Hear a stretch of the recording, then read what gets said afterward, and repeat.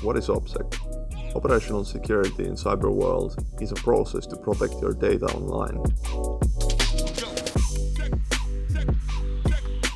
Usually when talking about OPSEC, people tend to think about the military, the signal intelligence units, national security agencies, etc. But this can be very much applicable to private citizens as well. For an example, you would want to avoid posting sensitive information in social media.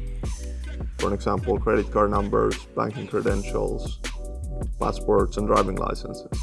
Since we share everything online today, it can be easy to accidentally post this kind of information. But usually common sense goes a long way.